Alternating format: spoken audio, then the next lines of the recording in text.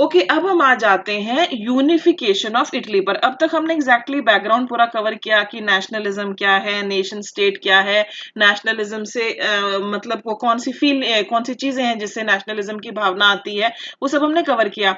अब हम यहाँ पर कवर करेंगे यूनिफिकेशन ऑफ इटली। तो इसके लिए आपको इटली का बैकग्राउंड जानना और वो सारी चीजें बहुत महत्वपूर्ण है।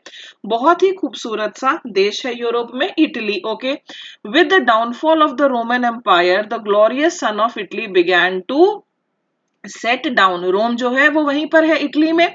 ओके, रोमन एम्पायर पुराने जमाने का एक बहुत ही शक्तिशाली एम्पायर रहा है रोमन एम्पायर। और रोमन एम्पायर का पतन शुरू होने के बाद जाहिर सी बात है इटली का भी पतन जो है शुरू हो गया। During the 5th century Italy was divided into small pieces, छोटे छोटे पार्ट्स में डिवाइडेड था, पर हम ये यहाँ पर बात कर रहे हैं 5th सेंचुरी की। Due to foreign invasions and the conflict between the king and the pope, Italy began to be divided into small pieces. Okay, अब रोम जो है वो हमेशा से वहां पर पोप रहे हैं। पोप जो है वो रिलीजियस हेड है ईसाई धर्म के लिए। ओके, तो किंग में और पोप में काफी कॉन्फ्लिक्ट्स रहे इस, और जब भी किसी जगह के अंदर कॉन्फ्लिक्ट्स हैं तो जाहिर सी बात है बाहर के लोग उसका फायदा उठाएंगे, बार बार हमले होंगे। Taking the advantage of this, France and Austria occupied many portions of Italy. अब इसका फायदा कौन उठाएगा? इसका फायदा जो है, जो हमारे वो कंट्रीज हैं जो कॉलोनीज बनाती हैं दुनिया में, जो बनाती थी रादर, वो इसका फायदा उठाएंगी। तो इटली का काफी सारा मेजर पोर्शन जो है वो फ्रांस और ऑस्ट्रिया ने ऑक्यूपाई किया। मैं मैप के माध्यम से भी आपको दिखाऊंगी आगे। Napoleon occupied the small state of Italy and formed a vast Italian empire. Okay, अब हमने एग्जैक्टली स्टार्ट किया 5th सेंचुरी के वहां से, लेकिन अब जो है हम धीरे धीरे आगे आ रहे हैं। अब नेपोलियन जो है, okay, Napoleon occupied small states of Italy and formed a vast Italian empire. अब नाम है कुछ यहाँ पर है Metternich, the great diplomat of Austria said Italy is nothing more than a geographical expression. और ये जो स्टेटमेंट है, ठीक है, ये जो स्टेटमेंट है इससे क्लियरली पता चलता है कि एक ऐसा एम्पायर, रोमन एम्पायर, जो एक जमाने में इतना जाना माना था, अब उसकी क्या हालत हो गई है। But later on great persons like Mazzini, Garibaldi and Cavour, ये तीन वो लोग हैं जो यूनिफिकेशन ऑफ इटली चाहते थे और इन्होंने इटली के एकीकरण के लिए बहुत ही महत्वपूर्ण भूमिका निभाई। आगे मैं इनके बारे में भी विस्तार पूर्वक करवाऊंगी क्योंकि इन पर शॉर्ट नोट लिखना है, कुछ इस तरह का आ सकता है। But later on the great persons like Mazzini, Garibaldi and Cavour rose in the political horizon of Italy, who united Italy and formed the nation state. ठीक है, तो अभी तक इसमें आपने मेनली क्या जाना? आपने मेनली ये जाना कि काफी सारा इटली का हिस्सा जो है वो ऑस्ट्रिया और फ्रांस ने ऑक्यूपाई कर रखा था। ठीक है, अब देखो यहां पर मैं बात करूंगी वियना सेटलमेंट की, बहुत इंपॉर्टेंट है ये, आप इसको समझो। और हम आ गए हैं 1815 के आसपास। ठीक है, ये सारी जो चीजें अब मैं डिस्कस करूंगी ये 1815 के आसपास की, और इसी के बाद धीरे धीरे आप देखोगे कि किस तरह से वो माहौल बनता है, वो घटनाएं घटित होती हैं जिससे कि इटली जो है वो यूनाइट होता है। ओके, अब देखो after the downfall of Napoleon the Congress of Vienna was convened in 1815। Napoleon invincible माना जाता था, लेकिन फिर बैटल ऑफ वाटरलू होता है जिसमें नेपोलियन जो है वो हार जाता है, और नेपोलियन के हार जाने के बाद कांग्रेस ऑफ वियना जो है ये बुलाई जाती है। ये कांग्रेस ऑफ वियना, ओके, ये एक मीटिंग है बेसिकली। ये जो कांग्रेस ऑफ वियना है ये आयोजित की जाती है 1814-1815 में, और ये एक इंटरनेशनल डिप्लोमेटिक कॉन्फ्रेंस थी। और ये क्यों ऑर्गेनाइज की गई थी? ये इसलिए ऑर्गेनाइज की गई थी कि नेपोलियन जो है वो हार चुका था, जो फ्रेंच एम्परर नेपोलियन था वो हार चुका था, और जो बाकी कंट्रीज हैं, जो कॉलोनाइजर्स हैं यूरोप में, ठीक है, वो इसकी नेपोलियन की जो कॉलोनीज थी उनको किस प्रकार से आपस में डिवाइड करेंगे, इसके लिए ये कांग्रेस ऑफ वियना बुलाई गई थी। ठीक है, the Congress of Vienna of 1815 was an international conference to reconstitute the European political order after the downfall of the French emperor Napoleon I। ये वियना में ऑर्गेनाइज की गई थी, इसलिए इसका नाम है Congress of Vienna. The objective was to provide a long-term peace plan for Europe. उद्देश्य क्या है कि यूरोप में शांति अब बनी रहे, इस तरह की लड़ाइयां न हो. ओके, वरना फ्रांस के साथ by settling critical issues arising from French Revolutionary Wars and Napoleonic Wars. Napoleon लड़ाइयों के लिए जाना गया है. शांति कैसे स्थापित की जाए, एक तो ये गोल था. दूसरा था the goal was not simply to restore old boundaries but resize the main powers. ये बहुत इंपॉर्टेंट है. जो बाकी के कॉलोनाइजर्स थे अब उनको इतनी लैंड, इतनी टेरिटरी दे दी जाए, नेपोलियन के पास जो टेरिटरीज थी उनसे लेकर उनको दे दी जाए, ताकि जो बैलेंस है यूरोप में वो बना रहे.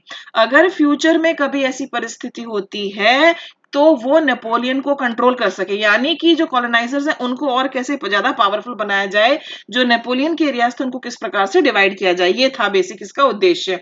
Okay, according to this Congress, Lombardy and Venetia, the two prosperous states of Italy, were given to Austria. देखो यहाँ पर मैं आपको मैप में दिखाती हूँ. ये देखो, ये है Europe after Congress of Vienna 1815.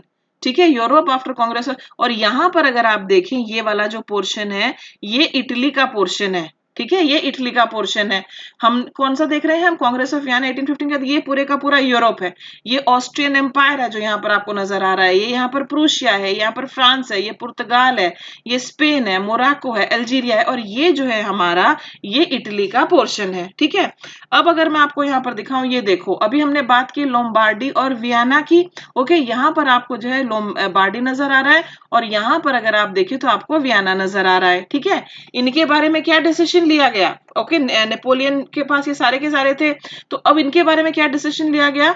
According to this Congress, Lombardy and Venetia, sorry, the two prosper, ये बहुत ही प्रॉस्परस स्टेट से इटली को ये दे दिए गए ऑस्ट्रिया को. ठीक है, the provinces of Parma, Modena, Tuscany, they were ruled by Austrian princes. इसमें कौन कौन से हैं, पार्मा, मोडाना और टस्कनी. अब मैं आपको पार्मा, मोडाना और टस्कनी दिखा देती हूँ. यहाँ पर है पार्मा, इसके नीचे देखो यहाँ है मोडाना और यहाँ पर है टस्कनी. ये तीन है, राइट. ये तीनों किसको दे दिए गए, यहाँ पर भी अब आपको मैं दिखाती हूँ. ये तीनों के तीनों जो हैं ये दे दिए गए ऑस्ट्रियन प्रिंसेस को.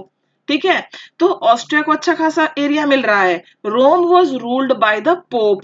ये जो सेंट्रल पोर्शन है जहां पर आप देख रहे हैं पैपल स्टेट लिखा हुआ है, ये सारे का सारा जो है इसमें लोकेटेड है. यहाँ देखो रोम लोकेटेड है, यहाँ पर पोप का दबदबा था. ओके, पोप इस सारे एरिया पर कंट्रोल करते थे और रोम में बैठ. तो हम क्या देख रहे हैं, हम ये देख रहे हैं कि ये वाला जो पोर्शन है लोम्बार्डी का, ये वाला जो पोर्शन है ये ऑस्ट्रिया को दे दिया गया. यहाँ पर और यहाँ पर जो है एक ऑस्ट्रियन प्रिंसेस रूल कर रहे थे. अब ये आगे देखते हैं. Rome was ruled by pope, ये हमने देख लिया. Bourbon dynasty ruled over Naples and Sicily. और बॉर्बन डायनेस्टी के बारे में मैं ऑलरेडी आपको दूसरे वीडियोस में बता चुकी हूँ कि ये स्पेन की डायनेस्टी थी. Okay, Bourbon dynasty ruled over Naples and Sicily. अब आपको मैप में दिखाते हैं नेपल्स और सिसिली कहाँ पर है. ओके, नीचे का जो पोर्शन है हमारा, यहाँ पर भी इस मैप में भी आप देख सकते हैं, ये किंगडम ऑफ टू सिसिलीज आपको नजर आ रहा है ना. ये वाला जो पोर्शन है ये चला गया स्पेन के पास. उसके बाद आगे देखते हैं. ओके, यहाँ पर आगे क्या दिया गया है, the Bourbon dynasty ruled over Naples and Sicily. Piedmont and Sardinia were ruled by Savoy dynasty. और पेडमोंट और सार्डिनिया कहाँ पर है ये भी आपको दिखाती हूँ.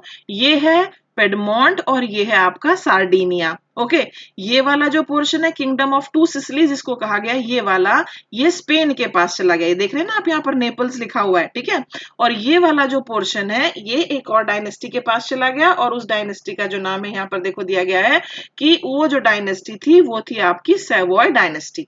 तो अब आप समझ गए कि किस तरह से पूरे का पूरा इटली जो है वो डिवाइड हो जाता है, अलग अलग हिस्सों में उसको डिवाइड कर दिया जाता है आफ्टर द वियना सेटलमेंट.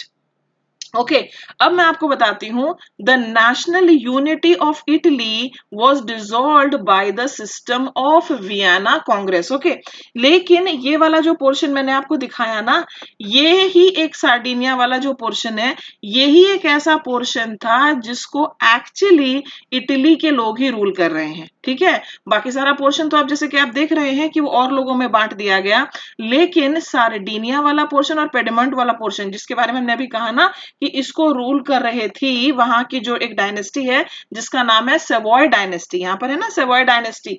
ये जो सेवॉय डायनेस्टी है ये इटली की ही एक डायनेस्टी थी। ओके, ये इटली की ही डायनेस्टी थी जो यहाँ पर रूल कर रही थी। तो ये वाला पोर्शन छोड़ के ये वाला पेडमोंट वाला पोर्शन और सार्डिनिया वाला पोर्शन, बाकी सारे का सारा इटली जो है यहाँ पर जो है आपका स्पेन आ गया, यहाँ पर ऑस्ट्रिया आ गया, यहाँ पर पोप था। तो इस तरह से पूरे का पूरा इटली जो है वो डिवाइड हो जाता है। ठीक है, आगे चलते हैं। ये बैकग्राउंड हमने समझ लिया। During the middle of the 19th century, Italy was divided into 7 states, of which only Sardinia and Piedmont was ruled by Italian princely house. ये दोनों पोर्शन।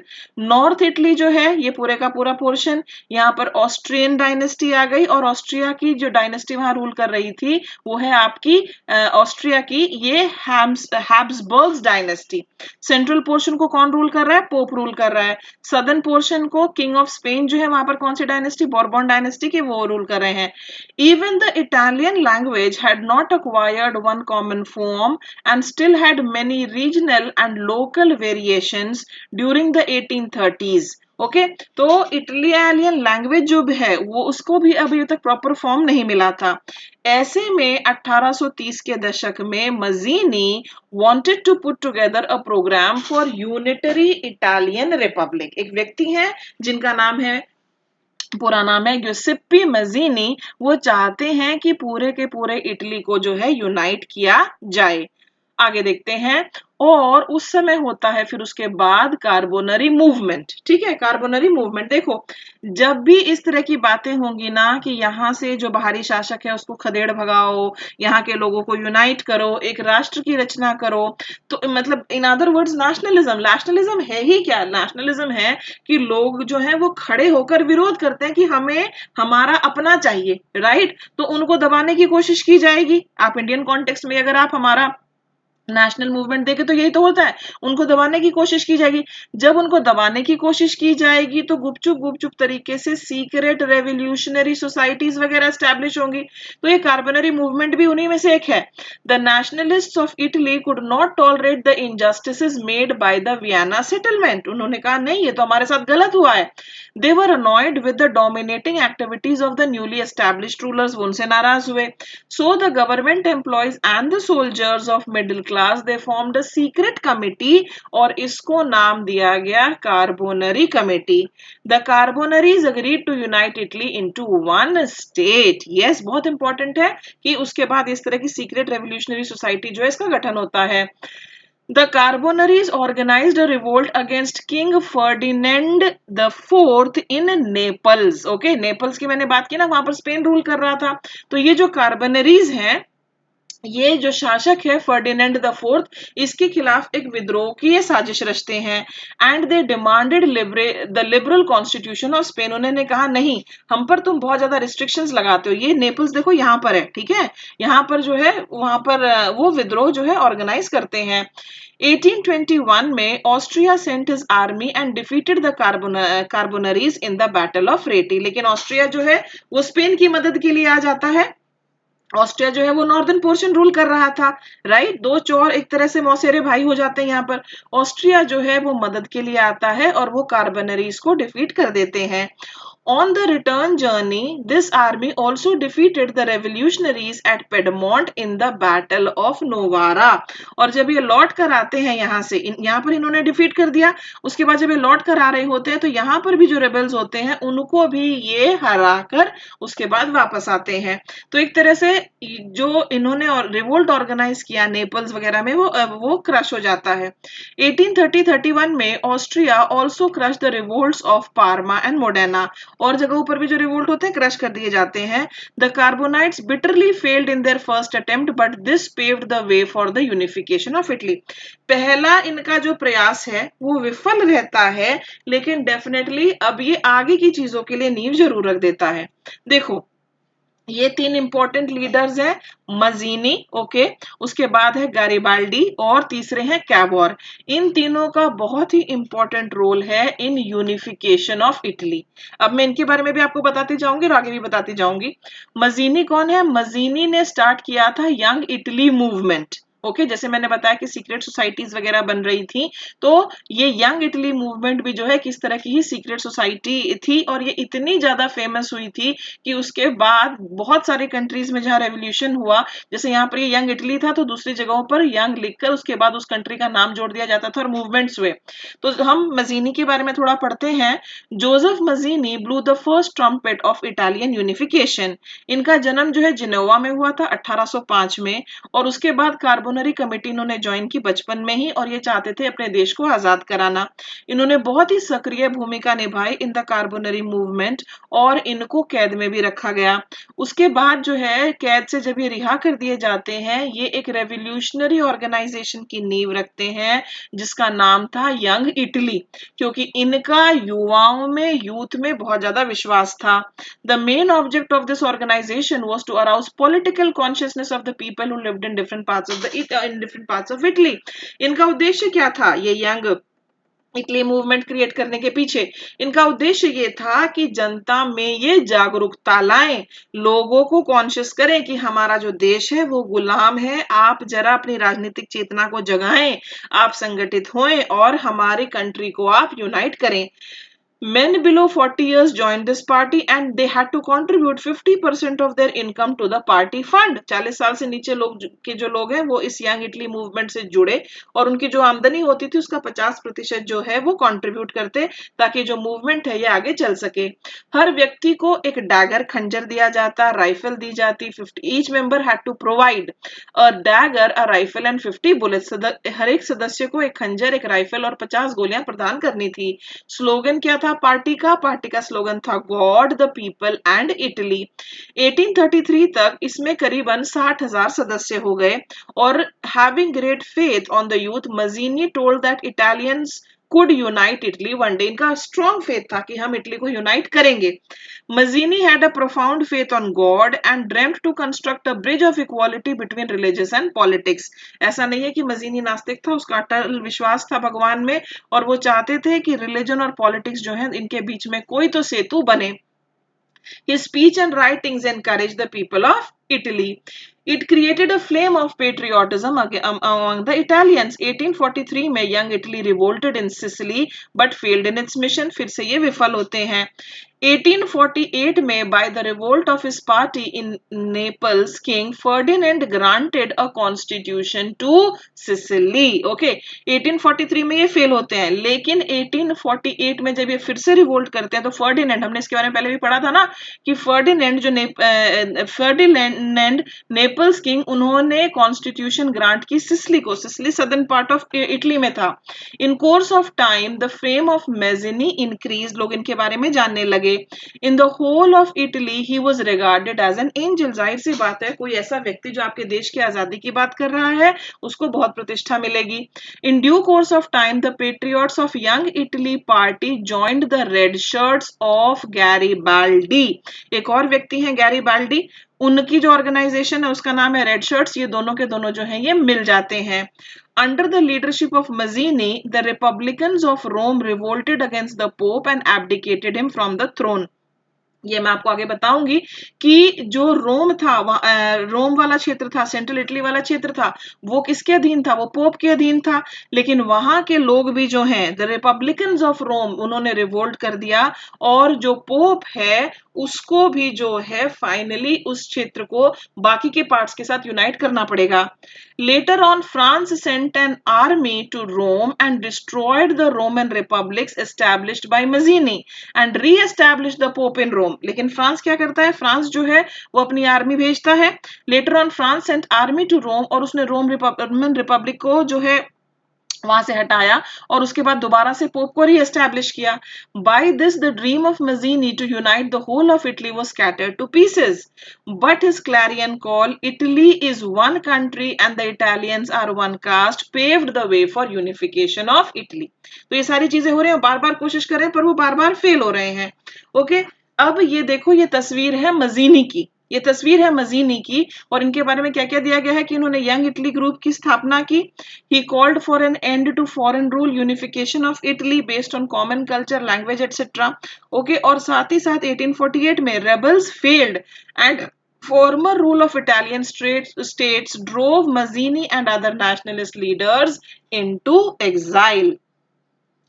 अब Piedmont Sardinia and Victor Emmanuel the second. Okay, Piedmont Sardinia मैंने आपको बताया था इसी video में. Okay, क्या बताया था कि ये जो पोर्शन था ये इसको इटालियन प्रिंसेस ही रूल कर रहे थे. ये देखो, ये पेडमोंट वाला और ये सार्डिनिया वाला, यहाँ पर सैवोरी जो डायनेस्टी है वो रूल कर रहे थे और ये मूल रूप से इटली के थे. इनको कन्विंस किया गया कि अगर पूरी इटली जो है वो यूनाइट हो जाती है तो ये हमारे लिए बहुत ही एडवांटेजियस होगा, आपका भी इसमें बहुत ज्यादा फायदा होगा. तो उसके बाद जो है ये लोग एक तरह से मानते हैं और एक इस क्षेत्र से जो है सारी गतिविधियां स्टार्ट होंगी. The people of Tuscany dismissed their ruler Leopold and established a republican government there. The revolt also broke out in France. Austria marched towards to suppress the revolts. Okay, ये वाला जो पोर्शन है, Tuscany जो है वहां पर Austrian princess rule कर रहे थे. With the request of the people, Charles Albert the king of Piedmont and Sardinia declared war against Austria. ये बहुत इंपॉर्टेंट है. ओके, ये जो रेवोल्यूशनरीज हैं अब इनकी गतिविधियां पता चल रही हैं. With the request of the people, Charles Albert जो शासक थे पेडमोंट और सार्डिनिया के, उन्होंने ऑस्ट्रिया पर धावा बोला. ऑस्ट्रिया जो है वो नॉर्दर्न पोर्शन को रूल कर रहा था और 1849 में ही was defeated by Austria. Australia ने इनको डिफीट कर दिया. He was so much disappointed that he abdicated the throne. उन्होंने अपना सिंहासन ही शासक ने त्याग दिया. At this critical juncture, जब शासक ने अपना सिंहासन त्याग दिया तो उनके जो बेटे हैं विक्टर इमानुएल द सेकेंड, वो पेडमोंट और सार्डिनिया के शासक बनते हैं. और इसके बाद जो है अब चीजें एक पॉजिटिव और सकारात्मक दिशा में जाएंगे. हम क्या देख रहे हैं अभी तक कि सेंट्रल पोर्शन को आजाद कर दिया गया, रिपब्लिकन वहां पर हो गए, लेकिन फाइनली क्या होता है, फ्रांस आता है और पोप को रीएस्टैब्लिश कर जाता है. ओके, जो डायनेस्टीज हैं जो सार्डिनिया और पेडमोंट में रूल कर रही है, उनका शासक जो ऑस्ट्रिया पर चढ़ाई करता है पर वो हार जाता है, सिंहासन ही त्याग देता है. ओके, देखो कितना एथिकल शासक था. अब यहां पर देखो कि पेडमोंट और सार्डिनिया के शासक बन जाते हैं विक्टर इमानुएल द सेकेंड.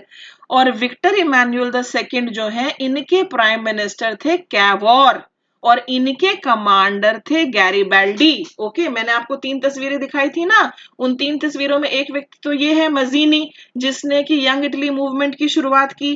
फिर यहाँ पर है गैरिबाल्डी और यहाँ पर है कैवोर. ये दोनों जो हैं इस नए शासक का एक तो प्रधानमंत्री है और दूसरा जो है इसका कमांडर है. ठीक है, अब समझने की कोशिश करो, चीजों के लिंक बनाने की कोशिश करो. ओके, अब उसके बाद क्या होता है वो मैं आपको बताती हूँ. With the help of the prime minister है कैवोर और कमांडर है Garibaldi, he marched towards the unification of Italy and became successful. अब तक तो नाकाम प्रयास हो रहे थे लेकिन अब जो है चीजें जो है वो सक्सेसफुल होंगी. इन दोनों के बारे में भी थोड़ा सा आप जान लीजिए क्योंकि ये जो 3 मेन लोग थे यूनिफिकेशन ऑफ इटली में जिनका रोल था वो हम डिस्कस कर रहे हैं. यहाँ पर नाम कैवोर के बारे में मैं बताती हूँ.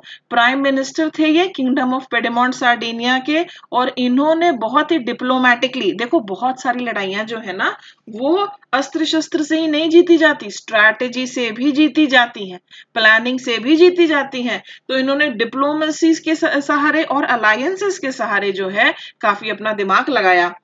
तो ये कौन है, ये है कैवोर. कैवोर के बारे में देखते हैं. Cavour whose brain was always active for the unification of Italy, he was Count Camillo di Cavour. ये इनका पूरा नाम है. ठीक है. His Risorgimento और the revival movement paved the way for unification of Italy. इनका जन्म 1810 में हुआ था in a royal family in Piedmont. उसके बाद इनको डिफेंस में इन्होंने अपने आप को एजुकेट किया, आर्मी ज्वाइन की, लेकिन उसके बाद इनके लिबरल ओपिनियंस थे, खुले विचारों के थे, तो इन्होंने इस्तीफा दिया. 1848 में he encouraged Piedmont to declare war against Austria. ठीक है, बहुत इंपॉर्टेंट है ये. ओके, इन्होंने जो है एनकरेज किया कि पेडमोंट स्टेट जो है वो ऑस्ट्रिया के खिलाफ लड़ाई पर जाए. He realized that unification of Italy could be possible only by Piedmont Sardinia. देखो ऑब्वियसली बाकी के सारे जो पोर्शंस हैं, कहीं जो है स्पेन है, कहीं ऑस्ट्रिया है, वो क्यों आजादी की बात करेंगे. आजादी की बात तो वही करेगा ना जो मूल रूप से उस कंट्री का ही शासक है वो कहेगा कि मेरी कंट्री को आप आजाद कर दीजिए। He was appointed as the adviser of king Victor Emmanuel II in order to make Piedmont an ideal state. He took measures for development of agriculture, increasing the number of soldiers in the army. और इनके बारे में फिर एक important बात यहाँ पर ये देखो, he made an alliance with King Napoleon III of France and declared war against Austria. पहले हमने क्या देखा कि इन्होंने ऑस्ट्रिया पे चढ़ाई की उस वाले पोर्शन पे जो ऑस्ट्रिया के अधीन था, लेकिन ऑस्ट्रिया ने इनको हरा दिया, राइट, बाय बाय टाटा, वापस जाओ जहां से आए थे। लेकिन इस बार जो है ये पूरी तैयारी के साथ जाते हैं। जो ये डिवीजन हुआ था पूरे का पूरा इटली का, ये फ्रांस के जो नेपोलियन थे उन्हीं की टेरिटरीज का तो डिवीजन हुआ था। अब यहाँ पर देखो, अब ये फ्रांस के जो शासक हैं उनको अप्रोच करता है नेपोलियन III को और उनसे मदद मांगता है, और उसके बाद पेडमोंट की आर्मी और नेपोलियन III ऑफ फ्रांस की आर्मी जो है वो मिलकर चढ़ाई करते हैं ऑस्ट्रिया पर। ये स्ट्रेटजी बनाते हैं through a tactful diplomatic alliance with France engineered by Cavour, Sardinia Piedmont succeeded in defeating Austrian forces. और ये कब हुआ? ये हुआ 1859 में। तो ऑस्ट्रिया से आजाद हो गया Italy. Apart from regular troops, a number of armed volunteers under the leadership of Garibaldi joined the fray. Garibaldi कौन था? Garibaldi जो है वो कमांडर था ना, राइट? तो उसके बाद क्या होता है, बहुत सारे लोग जो हैं इनको ज्वाइन करते हैं और ऑस्ट्रिया को जो है हरा दिया जाता है। Austria lost the battle. In 1860, they marched into South Italy and the Kingdom of the Two Sicilies and succeeded in winning the support of the local peasants in order to drive out the Spanish rulers. Northern Italy जो है वो आजाद हो गया। अब ये जाते हैं दक्षिण की ओर, ठीक है, अब ये जाते हैं दक्षिण की ओर। अच्छा, यहाँ पर मैं एक और आपको बात बता दूं कि ये जो नेपोलियन III के साथ इन्होंने अलायंस वगैरह सारा कुछ किया था, ठीक है। अब इसमें ये जो है एक पोर्शन रह जाता है और वो पोर्शन है हमारा वेनिशा का, VENETIA, ठीक है। वेनिशा वाला जो पोर्शन है उसको ये नहीं जीत पाते हैं, ठीक है। अब यहाँ पर मैं आपको मैप में दिखा देती हूँ, हमेशा इसमें बार बार मैप देखना जरूरी है ताकि आपको बेटर समझ में आए। ओके, ये देखो, ये वाला जो पोर्शन है पेडमोंट और सार्डिनिया वाले, ये यहाँ पर अटैक करते हैं, ठीक है। अटैक करने के बाद जो है ये वाला लोम्बार्डी वगैरह ये सब कुछ जीत जाते हैं, और रह गया ये वेनिशिया वाला पोर्शन, इसको ये जीत नहीं पाते। तो ये वाला जो पोर्शन है ये अभी भी बाहर रह जाता है। ये मैं इसलिए बता रही हूँ क्योंकि आगे मैं आपको ये भी बताऊंगी ना कि फिर फाइनली ये जो है ये यूनिफाइड इटली का हिस्सा कैसे बनता है, वो भी हमें कवर करना है। तो 1861 में, अच्छा उसके बाद ये लोग क्या करते हैं, उसके बाद ये जाते हैं सदर्न पोर्शन में, the kingdom of two Sicilies, वहां पर ये अटैक करते हैं और वहां पर बहुत सारे जो लोकल पेजेंट्स जिनको कुछ नहीं पता नेशनलिज्म लिबरलिज्म वगैरह के बारे में, वो भी स्पेनिश रूलर्स को वहां से खदेड़ भगाने में मदद करते हैं।